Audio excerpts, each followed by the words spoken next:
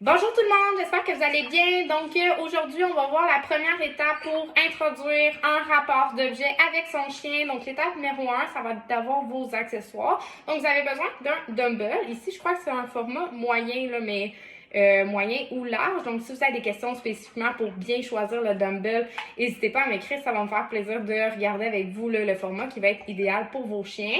Donc vous avez besoin d'un clicker pour vraiment identifier quand est-ce que votre chien a mordu plus fort, plus longtemps, pour vraiment que votre chien ait une bonne compréhension de ce qu'on attend de lui. Donc, ça ajoute de la précision. Si vous n'en avez pas, vous pouvez utiliser votre yes, sauf que le yes est un petit peu moins précis que le clicker. Donc, pour les comportements très, très précis, je vais utiliser spécifiquement mon petit clicker. Donc, la façon que je vais me positionner, c'est que je vais mettre mon pouce, je vais comme le coincer dans le bout du clicker ici, et je vais venir l'appuyer juste ici, comme ça, près du dumbbell. Donc, comme ça, je vais pouvoir cliquer récompenser et avoir mon autre main libre pour me mettre de la nourriture dans la main. Donc, tout ce que je veux au début, c'est récompenser l'intention du chien de prendre connaissance de cet objet-là avec sa gueule, donc de le sentir, d'appuyer ses dents, de mettre la bouche, de licher, n'importe quel comportement qu'il va nous donner en premier. On va venir identifier ce comportement-là parce que c'est ce qu'on veut, qu'il comprenne que quand il y a une interaction avec sa gueule et cet objet-là, c'est vraiment super intéressant. Donc, on part ça maintenant. Ici, vous allez pouvoir placer votre chien en position idéalement assise devant vous, OK? Ma nourriture, je vais la mettre derrière mon dos, dans ma main gauche, parce que je suis droitière, donc ça va être plus facile de tenir mon dumbbell juste ici, comme ça. Donc, on se souvient bien, on récompense n'importe quoi que le chien offre avec le dumbbell. Je le mets en hauteur, je le descends. Un museau, je récompense, OK? Idéalement, je veux qu'il maintienne sa position assise. Je descends.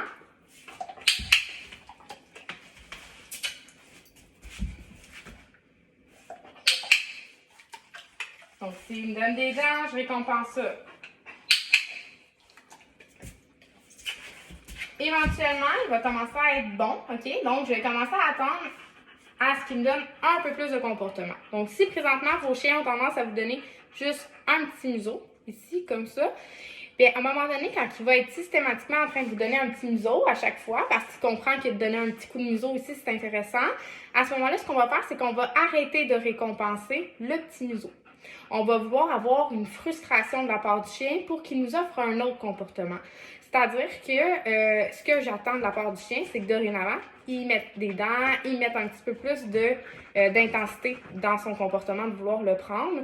Et à ce moment-là, je vais venir identifier la frustration, donc l'explosion de comportement que le chien va m'offrir.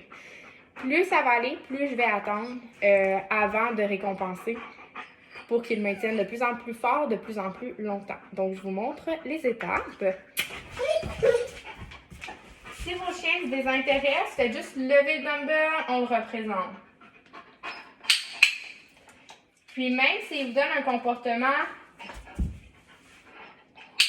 qui est moins optimal ou qui est moins impressionnant que le premier, plutôt que de le laisser se décourager, c'est bon d'aller récompenser des fois le moins pire de ce qu'il nous donne comme comportement pour être sûr qu'il ne se décourage pas et qu'il abandonne l'exercice. Donc, le but, c'est vraiment d'essayer de voir s'il peut nous donner plus.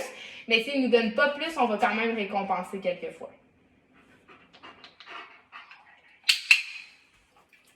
Éventuellement, ils vont commencer à faire comme Bjorn fait. Donc, ils vont commencer à le prendre en gueule ici.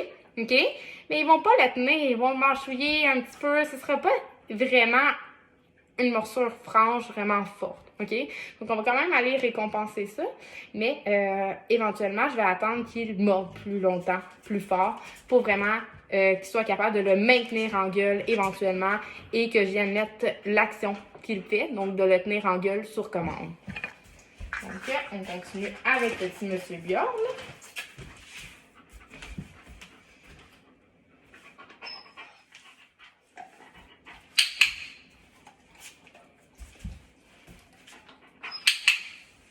Donc ça, c'était vraiment, je ne sais pas si vous l'avez vu, mais ça, c'était vraiment une belle morsure au niveau du dumbbell. Il a vraiment serré plus fort, OK? Puis idéalement, on veut qu'il le prenne aussi loin dans la gueule, pas juste proche de la gueule. Donc,